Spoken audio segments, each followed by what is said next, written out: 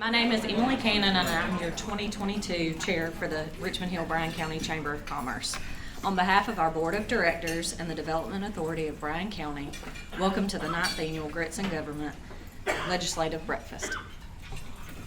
As most of you know, our annual Grits and Government is an opportunity for us to bring our state representatives and other guest speakers together so that we can present our community's priorities as they go into the state session in January. We hope you enjoy the opportunity to hear from our guests today. At this time, I'd like to ask our elected officials and their representatives, local, state, and federal, to please stand and be recognized.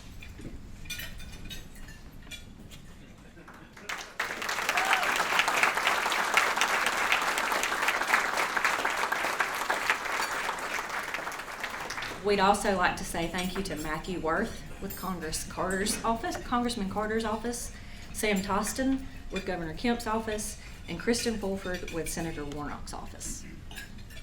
Thank you for all you do on our community's behalf. We would also like to give a special thank you to our sponsors this morning, Clearway Fiber and Georgia Power.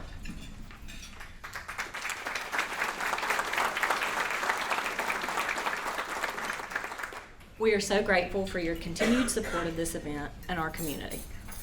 Please join me in welcoming John Robertson with Clearway Fiber for a brief update. Thank you. Good morning, everybody. John Robertson with, hey guys, how are you?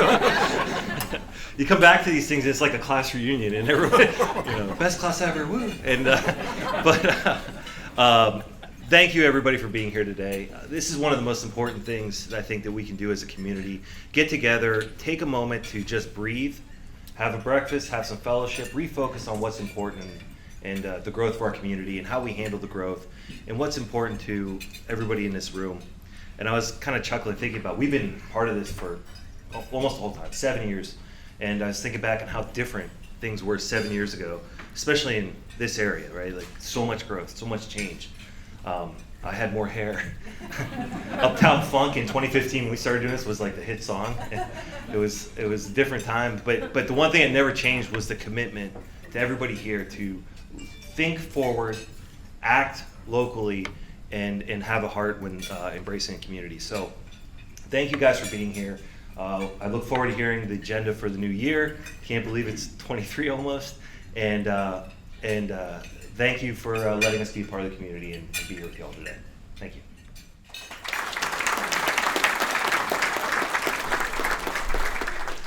Thank you, John.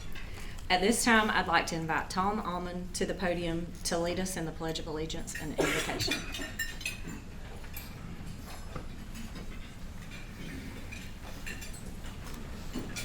You all please stand.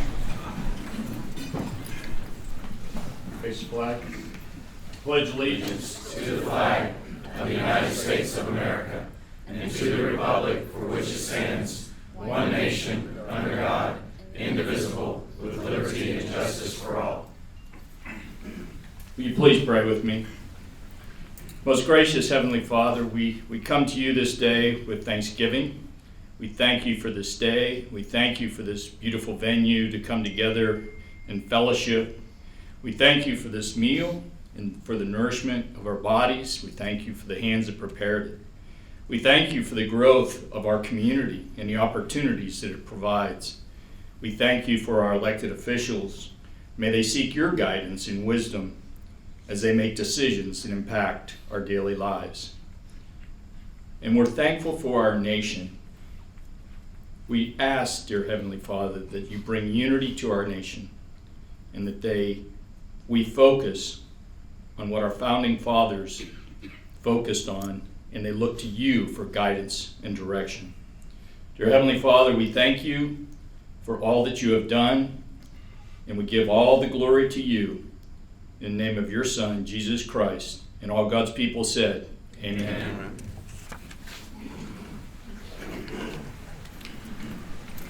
Thank you, Tom.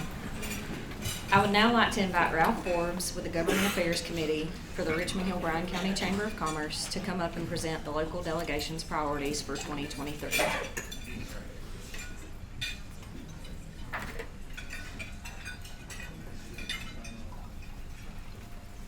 Thank you, Emily. Well, good morning, everyone. Got a quiet crowd here this morning. Hope everybody's in a good festive mood here. Miss Catherine told me when I got started not to go off script too much, but I don't think I roll that way. But I won't go off script too much. But the good news is so, welcome to everybody here, as Emily said, and it's a great morning. You know what? It's great to be in Bryan County. It's great to be a citizen here in Bryan County. A lot of great leadership, a lot of great things are happening. Like the famous quote says, I know Jason mentions it to me all the time, from the Spider-Man movies, with great power comes great responsibilities. Well, in our case, with great success comes a lot of great responsibilities. So there's a lot of work to do. It's great being the #1 fastest growing county in the state. The bad thing is it's the fastest growing county in the state. So today we're gonna try to present some things to Ron and to Ben and a few others, and listen to them speak of things we think that needs to happen to help Bryan County get us to that next level. So hold tight. Got a few things. Finish eating your breakfast, and we're kind of going to go over some of the priorities that the local leaders have come up with, and then we'll let folks talk that you came to see this morning. So basically, our local delegation, which consists of the city of Pembroke, city of Richmond Hill, Bryan County Schools, and the Development Authority, have submitted several priorities that we'd like our representatives in Atlanta to focus on during the 23 session. And I think the priority is going to be on the screen. Thank you for doing that, Matt.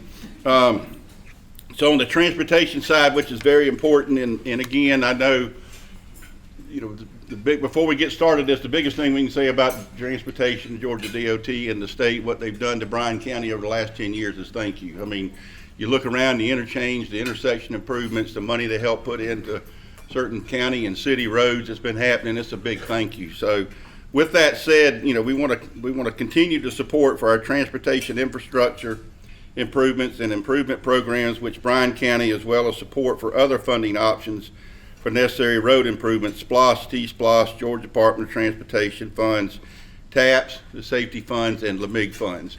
And the great news is we live in a county, and our citizens that we vote to pass the T-SPLOST at your state level. I'm sure you'll hear Representative Stevens or Senator Watson talk about it a little bit later. They like to help people to help themselves. So having that vote, that T-SPLOST votes is always very important. Next with the rule, healthcare and affordable housing, support for funding to create workforce housing initiatives to keep up with projects like the Hyundai in our area. Well, everybody know what's coming down the train tracks in North Bryan, and it affects everybody in South Bryan and North Bryan. As everybody always says, we're hopefully one Bryan, and that's what it needs to continue to be.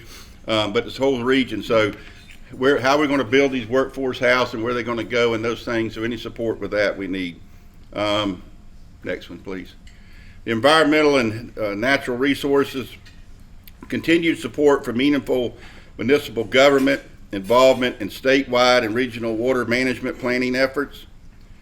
We've already gotten a lot of support for that. We just like to continue it. In support of city's current authority to create and manage stormwater utilities to offset the increased permit responsibilities and costs associated with federal and state mandates for managing stormwater and solutions for finding other water sources. So it's just another branch that we can try to put into the municipal government side, to local government side, to help keep, from having to raise taxes and things like that. So that's a big item. Education, protect the interests of the majority of Georgia's children by limiting the diversion of public funds to private institutions through vouchers, tuition, credits, or tax exemption. Support K through 12 districts in attracting and retaining high quality teachers by safeguarding the teacher retirement system, offering quality and affordable health coverage, and increasing salaries for teachers. Build safe and positive learning environments by expanding mental health services, crisis intervention, behavior support, and increased funding for additional counselors. Stand for local governments by community boards of education by ensuring legislation is aligned and constitutional provisions regarding school government and local control. Man, Dr. Bookshire, I'm gonna have to stay here reading a long time.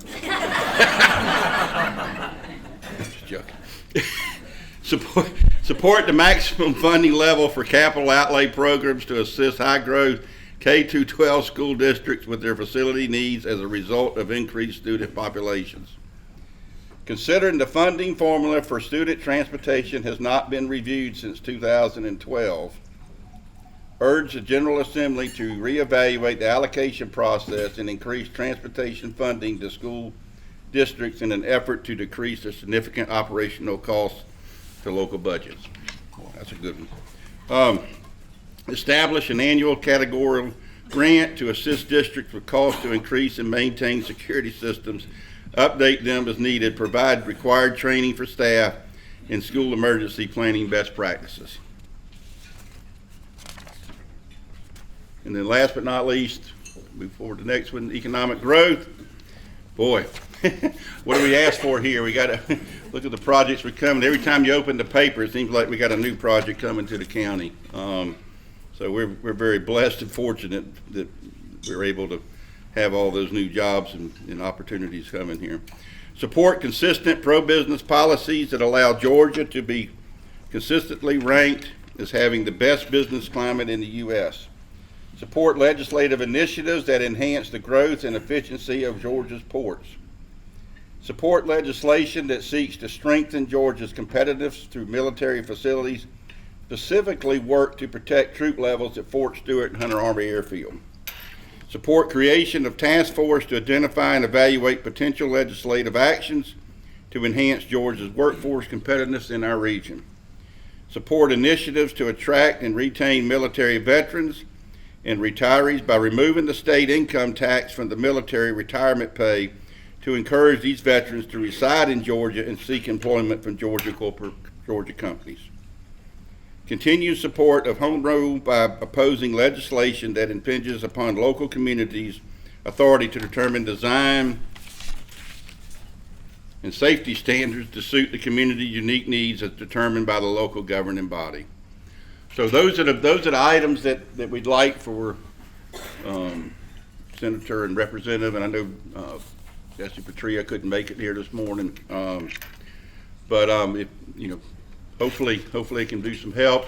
Again, thank you for coming this morning. At this time, I'm going to turn it over to Katherine Johnson to introduce her special guest.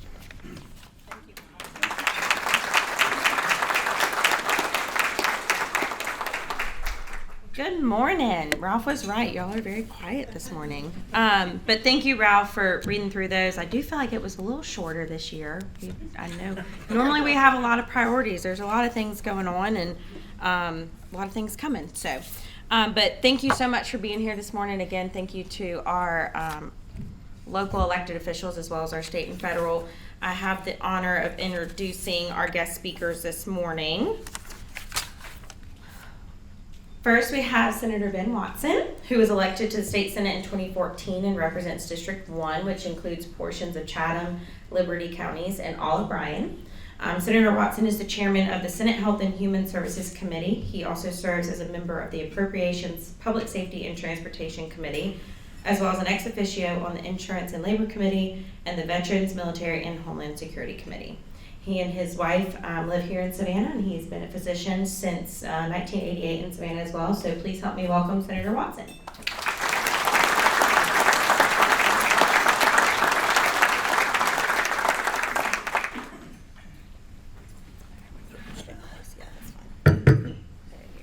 I didn't bring the water because I'm going to be talking for very long. Let me put it that way. So thank you, Catherine. Thank you, everybody, for being here. What a great crowd we have.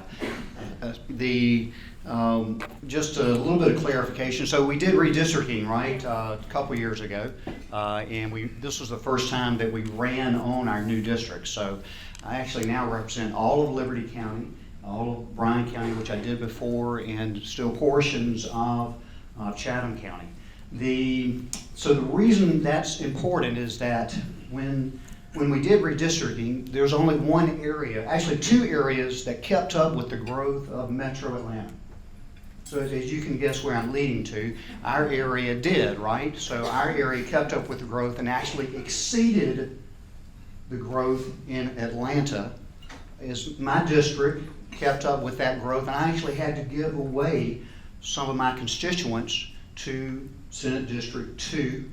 So my district actually geographically shrank a little bit, but I will tell you in full sincereness here is that when the map came out about 2 hours before it was going to be released to the press, it didn't have North Bryan in my district, and I was going like, goodness gracious, that's not right. I think the first Senate district should include all of Bryan County in the same Senate district. I had already requested that all of Liberty, because I didn't have all of Liberty. Gum Branch was not an area that was in my particular district.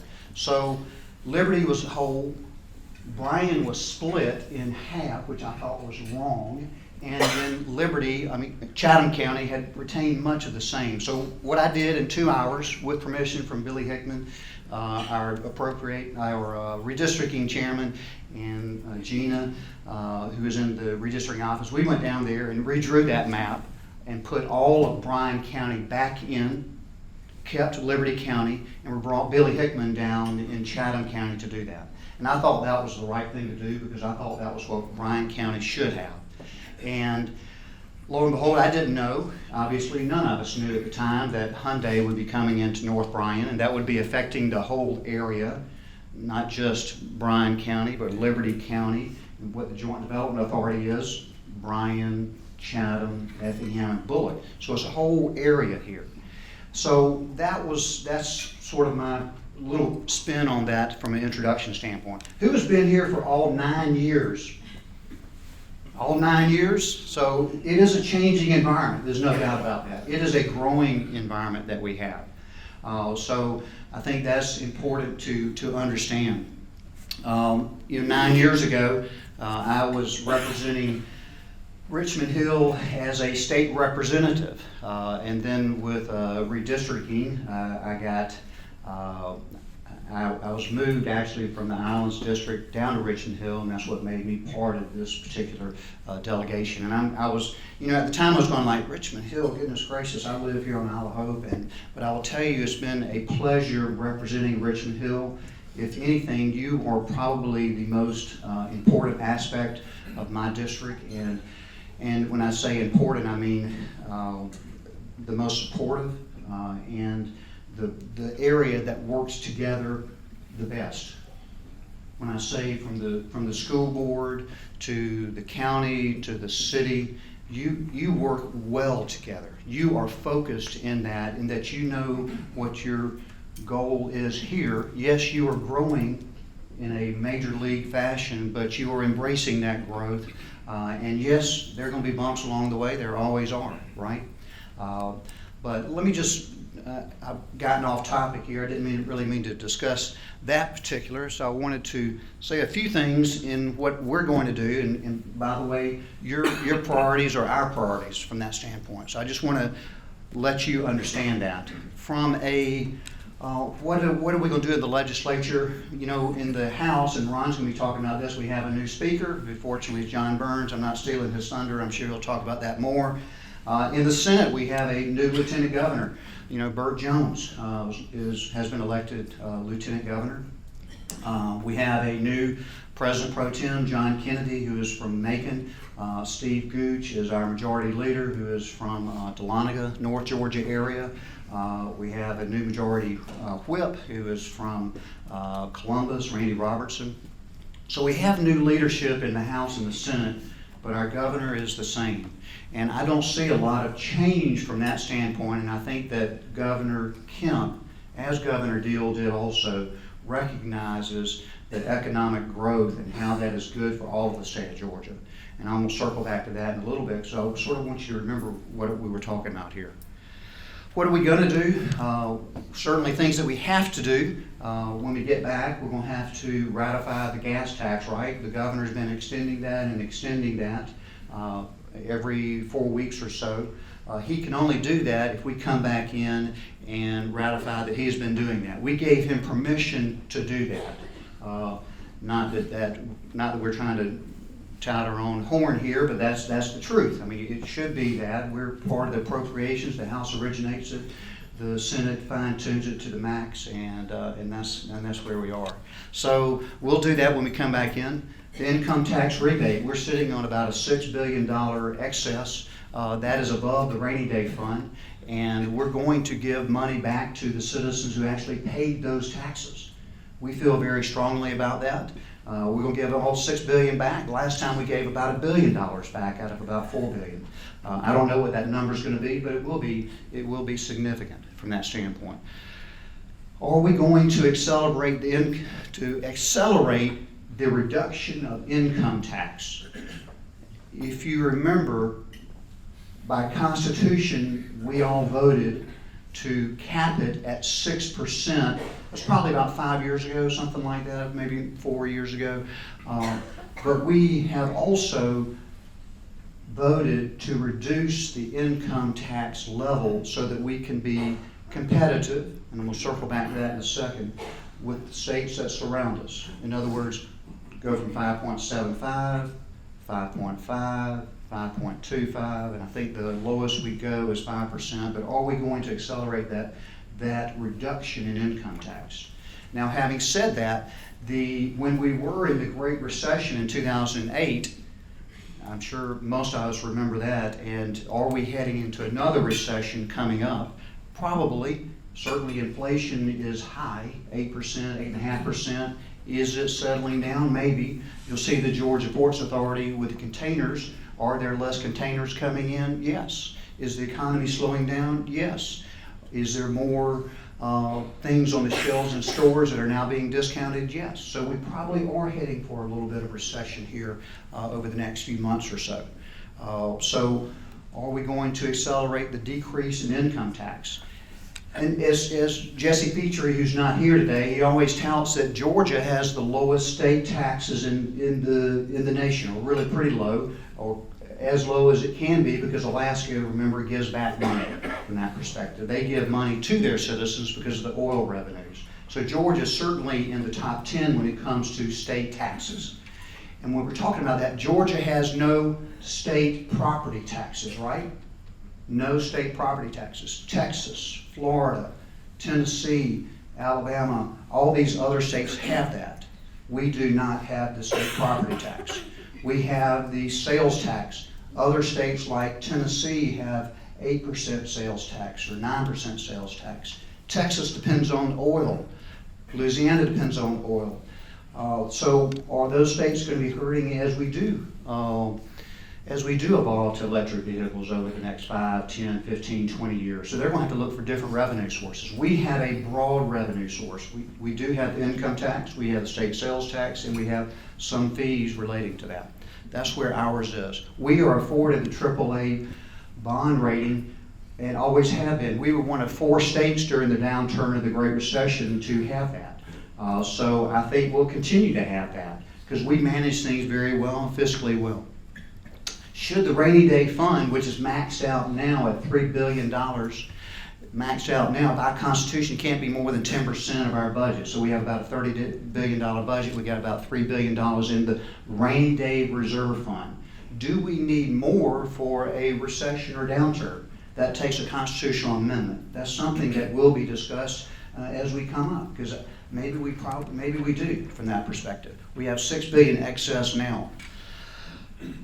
And let me just touch on it. Listen, Chair of Health and Human Services, the first bill that I did 4 years ago was the Medicaid waivers. Those 2 waivers got approved by the Trump administration, denied by the Biden administration. Lisa Gabi down here in Brunswick, the federal judge, says, no, Biden administration, you made a mistake. They should go forward. We're going to see that Medicaid waivers that we do here in Georgia, and we're going to expand Medicaid in a Georgia appropriate fashion. And that's what our plans are, and I think that's the right thing to do from that perspective. And then lastly, I want to circle back to what I was alluding to earlier. And I was going to challenge the high school students of a quote that I had that my research assistant did My research assistant is also known as my wife, Bernice.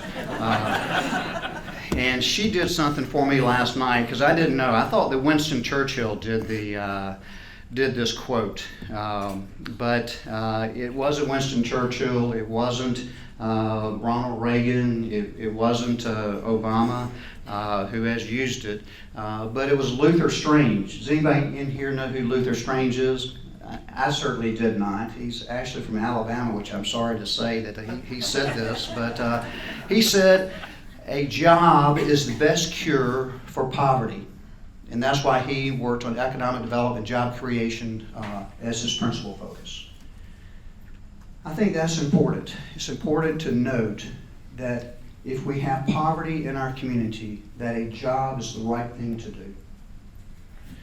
Certainly from a health care standpoint, when people are falling through the cracks, from a mental health care standpoint, the legislation that we passed last time will help with that.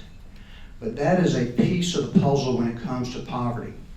And I think that with the economic development that we have going on, I think we need to be proud of that. We need to continue to look at the big picture when it comes to education. We need to be supportive of our military, absolutely, because 200 to 300 people retire from the military per month or so, about 2,000 people here in our area. Those are people who are great employees. They make great employees. The one aspect relating to that, I'll correct, is that we did exempt retirees for military. The average retiree gets $34,000 a year for the military. The first $17,000 is completely tax-free. The next $17,000 is completely tax-free when you get another job. So we do that, and we incentivize those people who are retiring from the military to get another job, as we hope that they would be, and not be a drain on our services, but actually pay taxes for that. So I think that's important. Having said all that, again, I think Luther Strange had it right. Creating a job does help with cure poverty, and it helps with that. If we can remember the macroeconomic aspect relating to what we need to do, that everybody in this room participates. Everybody in this room helps. We can remember to do that. And when we're hearing from our constituents of how bad this particular aspect of my road or my education or something related to their particular issues, certainly we need to address all of those micro aspects relating to that. Because if not, Ron and I don't get elected, right? So we have to listen to our constituents when it's said that. But we also have to look at the big picture of what is right for our area. So with that, thank you very much. Hope I didn't go on too long, and I didn't need my water.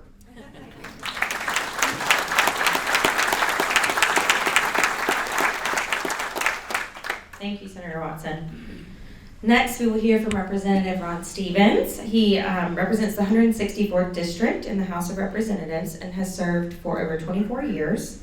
He is the chairman of the House Economic Development and Tourism Committee. He is also a member of the Appropriations, Rules, and Ways and Means Committee and has spent more than 40 years as a pharmacist in our area before being elected to the House. He served as a city councilman in Garden City, so he is local to our area, and please help me welcome Representative Ron Stevens.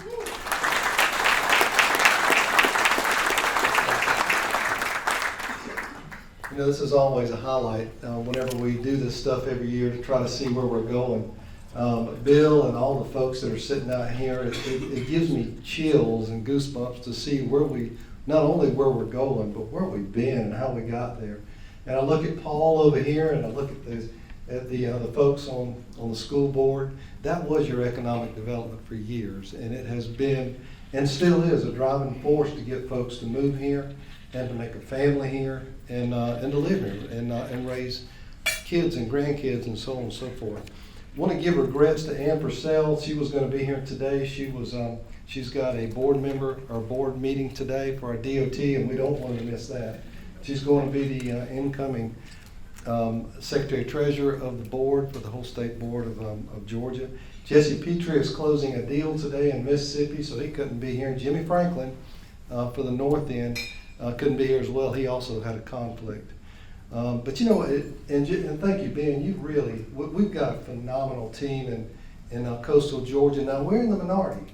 Understand, that there's only a few of us down here in coastal Georgia, and our priorities are so much different than Atlanta or North Georgia. And now that we've got a Speaker of the House, first time ever right here on the coast, the paradigm changes and the focus, of course, moves to coastal Georgia, and that's kind of nice for a change. And you know, Ben mentioned our tax rate. I'm not sure where we're going with tax rate. We're going to float down to about 4.99%, and that's pretty good whenever you consider. And of course, Jesse mentions this every year. The overall tax burden that Georgia citizens bear with our income tax, we rank either 48th, 49th, or 50th. And again, with Alaska giving money back, that's a tough job to overcome. But 48th, 49th, or 50th with overall tax burden for the state of Georgia, in my mind, is pretty darn good. Some of the things I think you're going to see right off the budget, right off the year, involves the budget. The governor's kind of given us a heads up with the budget he sends us that we, again, work on. I believe you're going to see right away another refund back to the taxpayers. If you paid an income tax in the state of Georgia, you're going to get a refund. You've already gotten a check this year, you're going to get another one. The size of that is going to depend on how we look at it and the revenue that will probably in the order of $1 billion. We've got a hole for our gas tax to try to go back and backfill. We've been, of course, not collecting that over a period of time. We've got to go back and look at that again. For the first time ever that I can remember, the governor's committed to something similar to a lost local option sales tax. So the state of Georgia, with our excess revenue, instead of spending it, we're going to go back and do something back to the cities and counties, the taxing districts, and refund that money in the form of a rebate, if you will, back there so you can reduce the millage of property taxes in your area. That's a pretty big deal.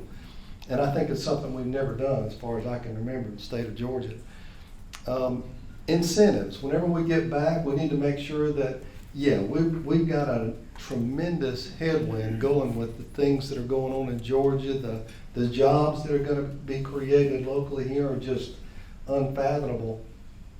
Just the one project over here, just to put it in perspective, I've watched these massive projects over the state where we would have some as large as $1 billion with Caterpillar, and then the huge announcements, as you might recall, with a pharmaceutical, Baxter, another $1 billion. This is 5 times that big.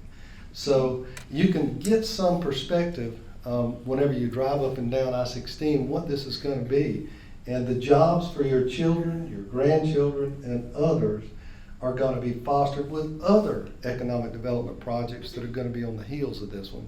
This is a very, very big deal. Thank you for all those that had a part of that. In fact, let me stop just a minute, Anna. And this was not just Bryan County. You had a 4-county coalition to get together. And isn't that the way that's supposed to be? Give these guys a hand, especially with your local development program.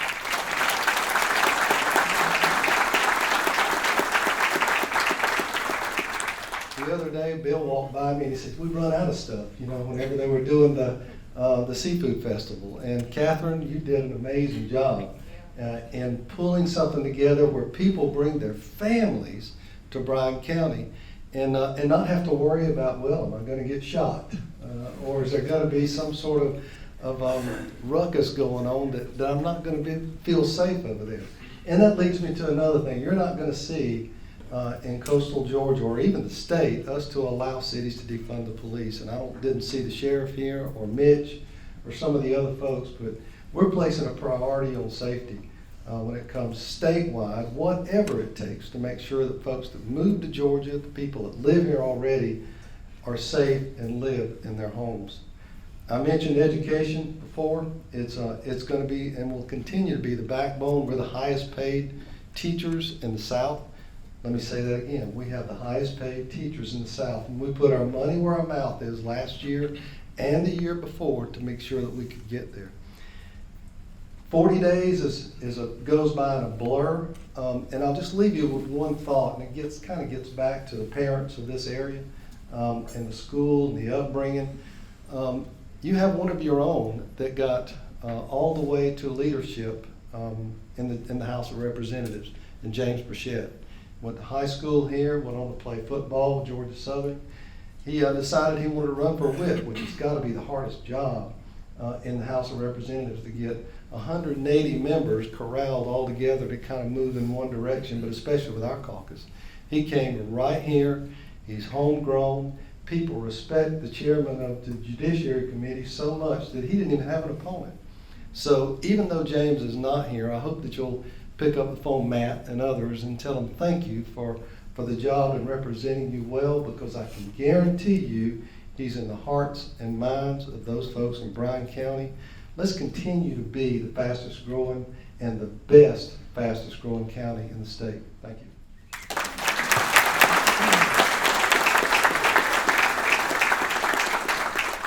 Thank you, Representative Stevens. And yes, Representative Petrie and newly elected Representative Franklin both sent their regards. They wish they could have been here this morning, but both had other work projects and were out of town. So next up, we have Colonel Manny Ramirez.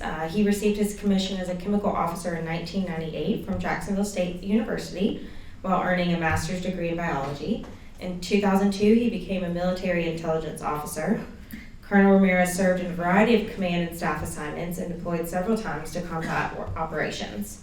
He now serves as the U.S. Army Garrison Commander at Fort Stewart and Hunter Army Airfield, overseeing the largest military installation east of the Mississippi River, which includes over 100,000 acres of our very own Bryan County. So please help me welcome Colonel Ramirez.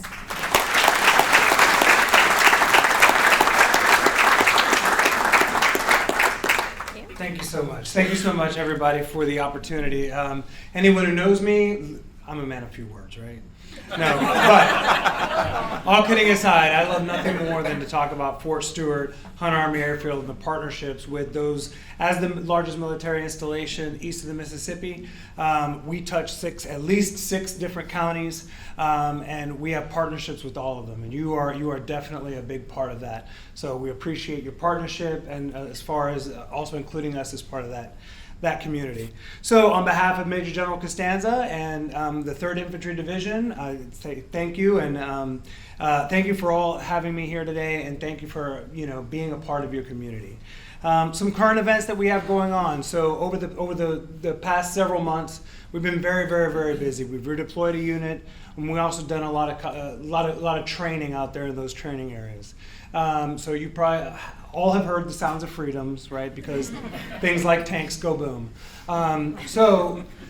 With that said, actually over the past 2 weeks, the division has conducted a warfighter exercise where it's a big 2-week-long simulated exercise where they conduct and prepare themselves.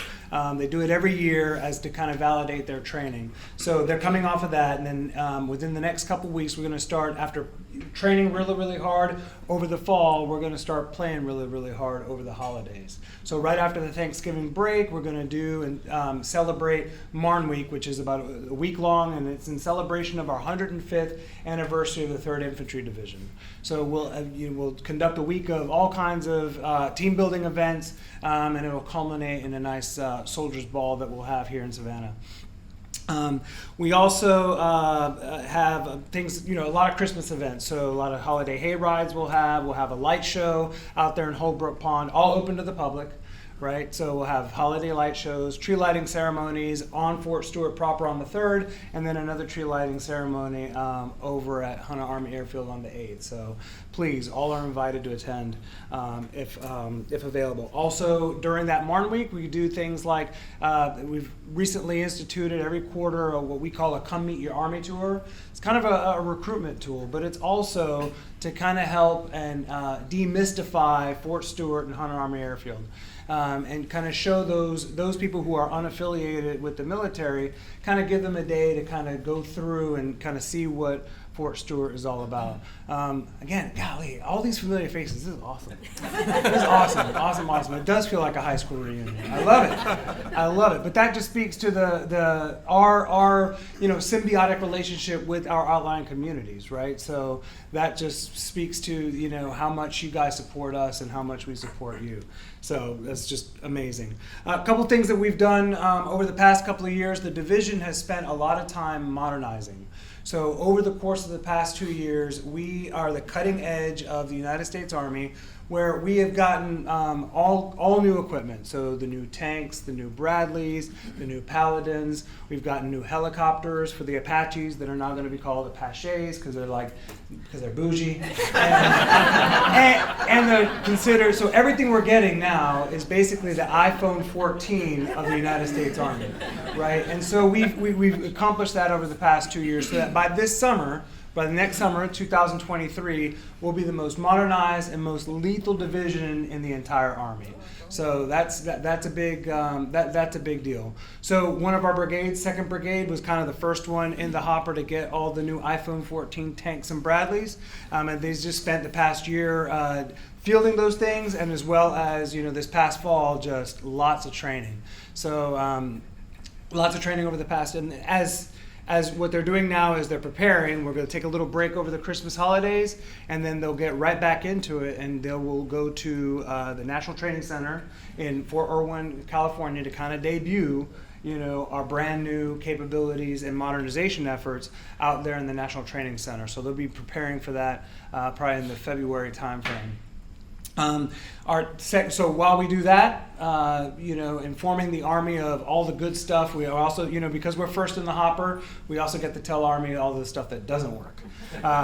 So we get a lot of extra help there. But then our next brigade, our 1st Brigade, as you know, 1st Brigade, a couple years ago, they actually were deployed to Korea for a rotation.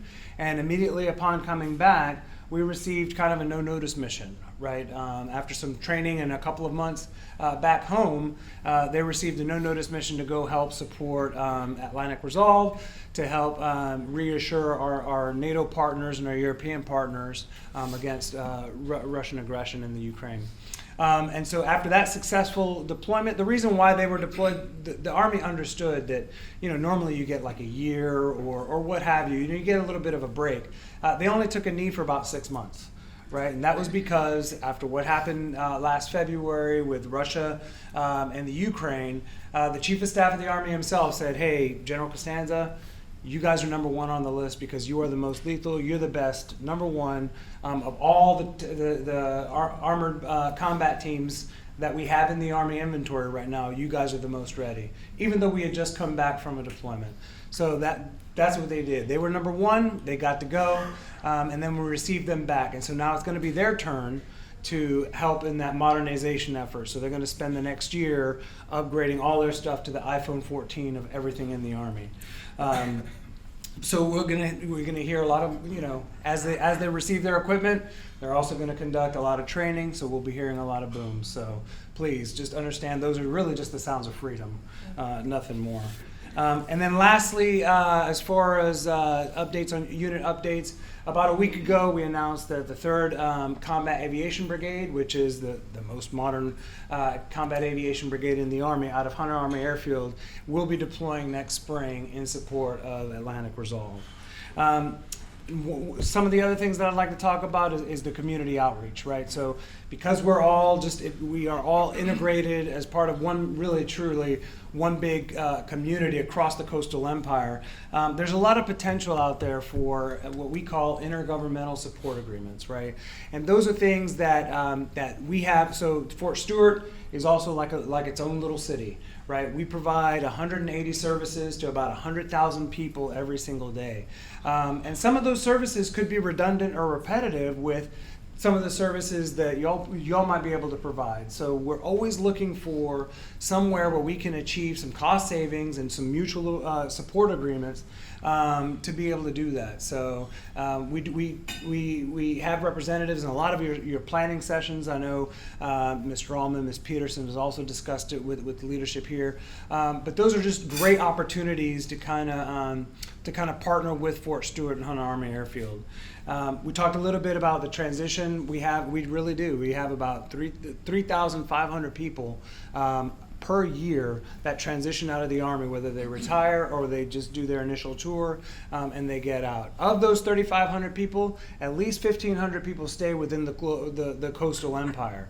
So those are work-ready guys. Those are people who have been, they have all been trained. Uncle Sam spent a lot of money providing them with all kinds of skill sets that would be perfect for a lot of the opportunities that a lot of the people that your community has out there available for them. Not just the people getting out, but we also have every year we have between 1,000 and 2,000 military spouses who are also eager to work. They're also able to, they also would like to incorporate themselves within the community. So those are all also part of the thing. I mean, we touch all those communities. We're really a part of all of you. 68% of Fort Stewart actually lives off the installation, right, in all those communities. So, you know, we're your neighbors. You know, we go to your churches, we go to your shops, we attend your schools. So we are all in this together. And so I just really appreciate the community partnership that, because it's really a village. It's really one big village because, you know, Fort Stewart takes up the whole coastal empire. So we are really a part of that empire along with you guys. So first and foremost, I just want to thank you all for your unwavering support to the military. Appreciate everything you guys have done. We could not do what we have to do every single day without that support. So your support enables our soldiers to go off and fight and win our nation's wars, which is what we are paid to do. So we appreciate all that support and just thank you all for doing that. And then, of course, thank you all for providing such a welcoming environment. I mean, in 24 years in the military, this is the first installation that I actually feel really, really part of the community, and multiple communities throughout. So this is, you know, normal installations have like the little town right outside the post, and that's their partner. That is not the case. That is not the case with Fort Stewart. We are really partnered with the entire coastal empire. One of the reasons we all won, and I say we all won the Defense Communities Excellence Award in 2021. It wasn't just Fort Stewart that won that award. It was the actual coastal empire. So it was Hinesville, Savannah, and everything in between. Everything in between. We together won that award. So for that, I just want to thank you guys. Appreciate it. Thanks for having me today.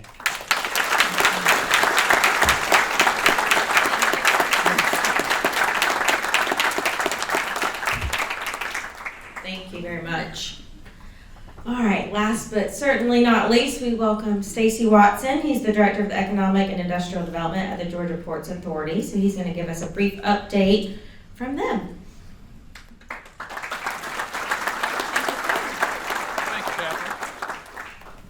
Thank you. Good morning, everybody, and thank you for having me.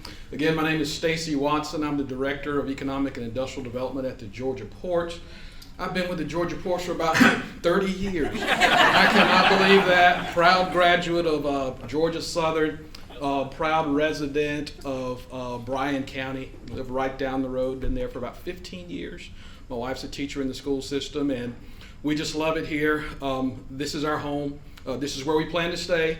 Ralph, you mentioned that we're the fastest growing community in the state. I don't think it's a coincidence that at the Georgia Ports Authority, we're also the fastest growing port in the nation. So I think that's a good thing. I'm gonna lean toward the direction that it's all good. Hate to use this pun, but a rising tide lifts all ships. We do plan to grow. We are in growth mode. Over the past 15 years, we have been the fastest growing container port in the nation. Over the past 15 years, we grew, our compounded annual growth rate is about 6.2%. Of the top 10 ports, that same compounded annual growth rate is about 2.1%. So we're growing at about 3 times the rate of other ports. We do plan to add capacity. If you get nothing else out of what I say today, know that we are growing our ability to handle more containers. Okay, we're spending over the next 12 years, we're spending about $4.5 billion, yes, billion with a B, to grow our capacity. If we wait for the time that we need to grow in order to start a lot of these construction projects, we've actually waited too late. I just heard our executive director, Griff Lynch, mention the other day that right now we've got about $1.3 billion worth of ongoing construction projects that are happening on the Garden City Terminal. So we're growing. Pre-COVID, we're the largest single container facility in, my boss would say the Western Hemisphere, but I'll just say North America.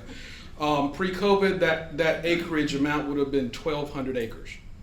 We have the ability to add, we have the ability to grow.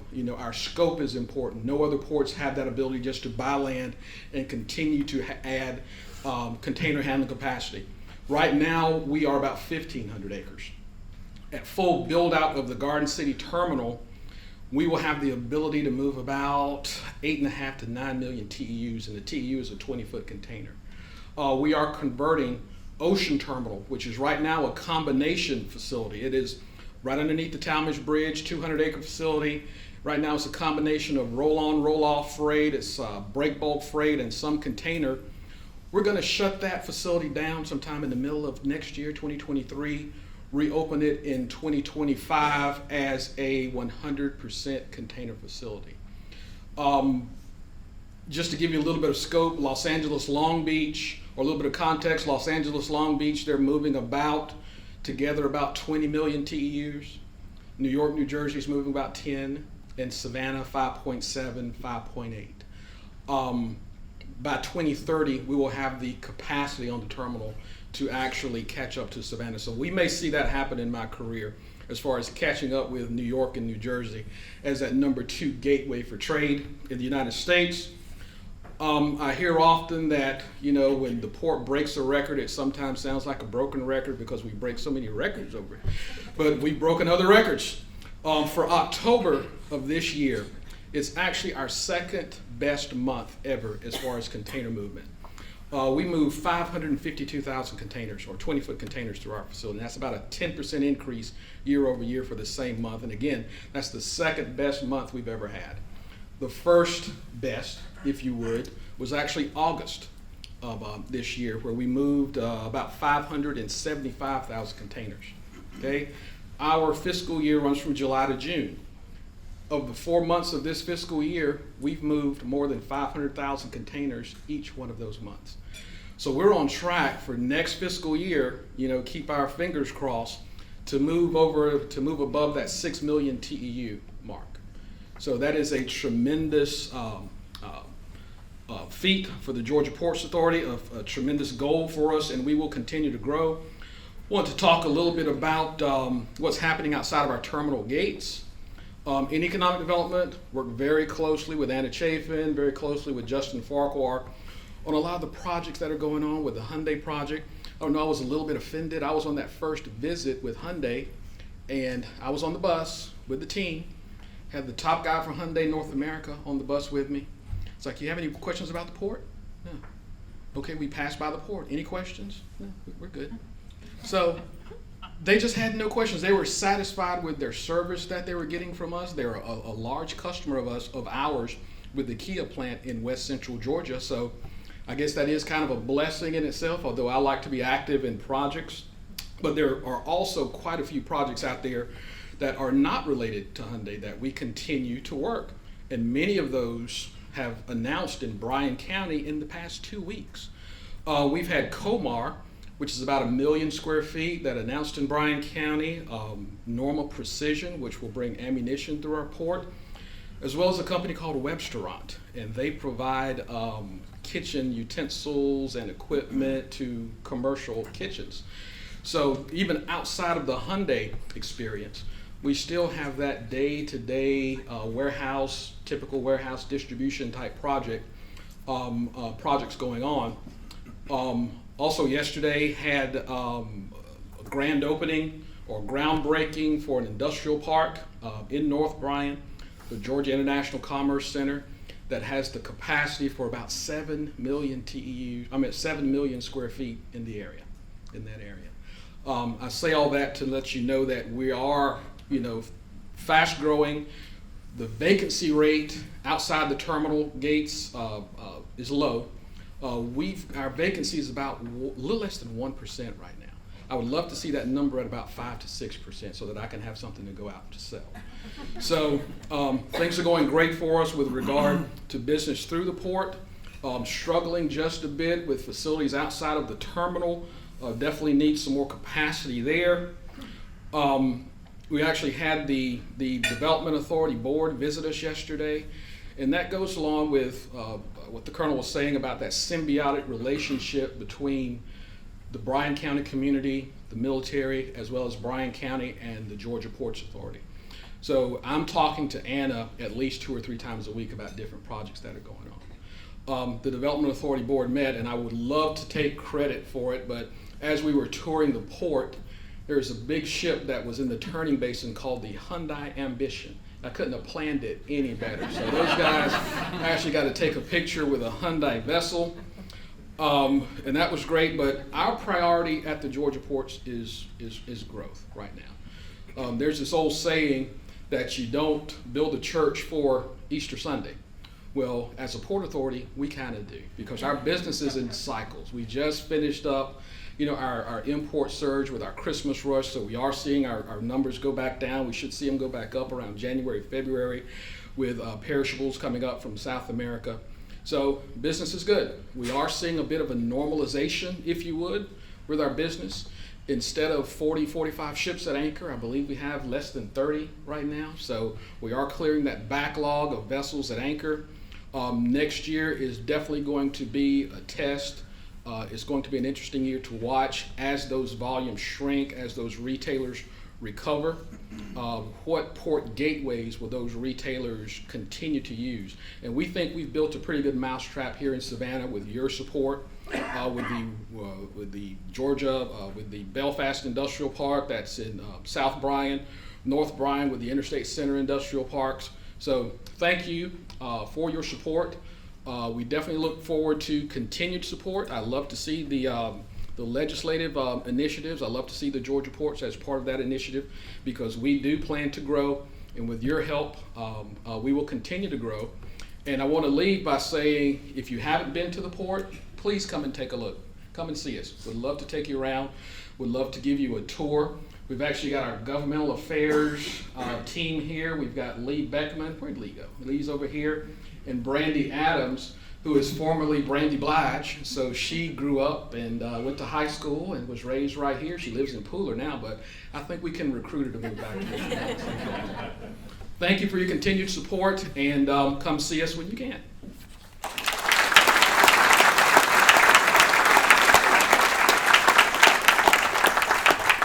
Thank you, Stacy, and I highly recommend you take him up on doing a tour out there. It's pretty incredible. Now I'd like to ask Noah Covington, who is Vice Chair with the Development Authority of Bryan County and also one of our county commissioners, for a few closing remarks. Thank you, Catherine. We just want to take a moment and we want to thank our legislators who are here today for what you've done for us on the state level, on our federal level. As a community, sometimes you would be proud to think that we received $1 million or millions of dollars. But lately it's been tens of millions of dollars and hundreds of millions of dollars that have came in from state and federal levels. And we just really want to tell you that we appreciate that, because it is what has helped us to land these projects and to grow and do great things in Bryan County.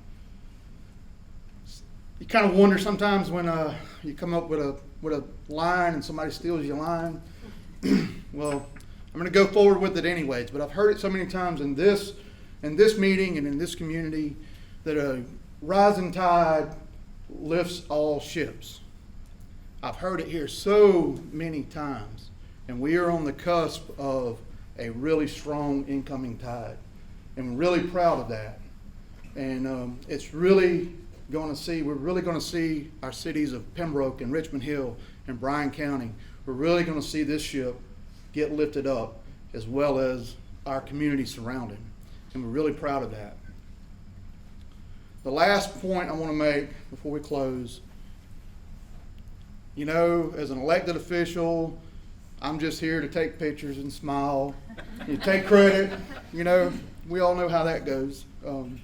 But the people, with all of what we have going on, the people who really get it done, they're really in the background, who really don't get the credit, is the staff members. And the staff members of the Board of Education, the staff members of Bryan County, the Development Authority, the cities of Richmond Hill and Pembroke, You know, we've all got great ideas, but they are helped to be developed by staff. And when we put these great ideas in place, it's your staff members that pull it off. It's not generally me, it's the staff members. So as we leave today, what I would ask you to do is, as you see a staff member, give them a pat on the back. Tell them thank you. And with that, I'm going to close. Thank you all for being here, and it's another great day for Bryan County.